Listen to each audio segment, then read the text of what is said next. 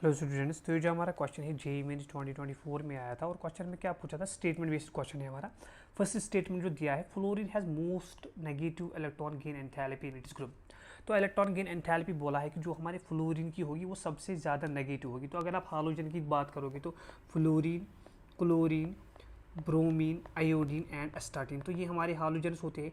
Down the group आप जब जाओगे तो डाउन द ग्रुप हमारा साइज इंक्रीज होता है। साइज इंक्रीज होगा तो इलेक्ट्रॉन गेन एंथैल्पी का वैल्यू जो नेगेटिव है वो डिक्रीज हो जाएगा। क्यों? क्योंकि जितना ज़्यादा साइज होगा तो इनकमिंग इलेक्ट्रॉन को उतना ही कम अट्रैक्ट कर पाएंगे, तो एनर्जी उतनी ही कम रिलीज होगी, तो नेगेटिव वैल्यू का जो हमारा डाउन द ग्रुप हो वो डिक्रीज हो जाएगा।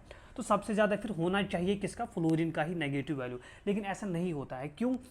क्योंकि फ्लोरीन का साइज छोटा होता है और जब ये इनकमिंग इलेक्ट्रॉन को अट्रैक्ट करता है तो वो रिपल ज़्यादा करता है। ड्यू टू इलेक्ट्रॉन डेंसिटी इसकी ज़्यादा होती है, तो इसकी ज़्यादा नहीं होती है कंपेयर टू क्लोरीन। तो क्लोरीन की सबसे ज़्यादा इलेक्ट्रॉन गेन एंथैल्पी होती है नेगेटिव, किसमें? हालोजेंस में। तो पहला स्टेटमेंट हमारा इनकरेक्ट है। दूसरे में अगर आप देखोगे, oxygen has least negative electron gain enthalpy in its group. तो ऑक्सीजन की अगर आप बात करोगे, ऑक्सीजन, सल्फर, सिलीरियम, टेलिडियम एंड पोलोनियम, तो ये हमारा ऑक्सीजन फैमिली है। अगर आप इसमें देखोगे ना, डाउन द ग्रुप फिर से हमारा क्या होता है, साइज हमारा इंक्रीज होगा। साइज इंक्रीज हो जाएगा तो इलेक्ट्रॉन गेन एंथैल्पी हमारी डिक्रीज होनी चाहिए। तो सबसे ज़्यादा किसकी होनी चाहिए? सबसे ज़्यादा ऑक्सीजन की होनी चाहिए। लेकिन ऐसा फिर भी नहीं होता। क्यों? क्योंकि उसमें भी सेम ऐसा ही हो जाता है।